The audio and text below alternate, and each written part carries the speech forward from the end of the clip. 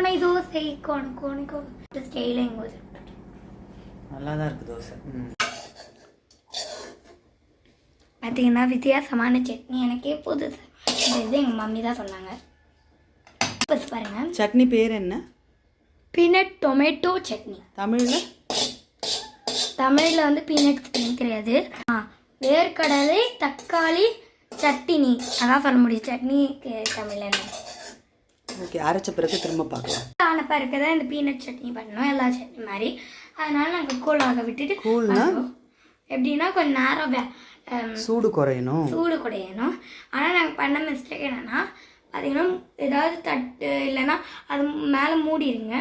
மூடலைன்னா தப்பாயிடும். நாங்கள் அதான் பெரிய மிஸ்டேக்கு. என்ன தப்பாயிடும் மூடலன்னா? காற்று போயிடும். காற்று போகிறது கிடையாது. உண்மையான மிஸ்டேக் என்னென்னா, வெளியே மேலே ஏதாவது பூச்சி ஏதாவது போச்சுன்னா, இன்செக்ட்ஸ் பல்லி ஏதாவது போச்சுன்னா தப்பு சாப்பாட்டில் விழுந்துடும் தப்பி.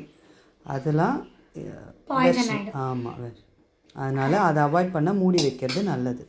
ஆனால் இப்போ நம்ம ஆற்றணும்னா கண்ணெதிர வச்சு நம்ம கூலிங் பண்ணிவிட்டு அப்புறமா அதை மிக்ஸி ஜாரில் மாற்றிட்டேன். அதனால ஒன்றும் வேலை நான் பார்த்தேன். நான் இதையும் சமாளிச்சுட்டு இருந்தேன்.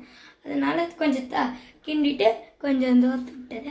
அந்த மாதிரி கிண்டலடா, வதக்கினேன். சரி, ஓகே. இந்த மூடி போட்டு எடுக்கிறது தான் செம டாஸ்க்கு.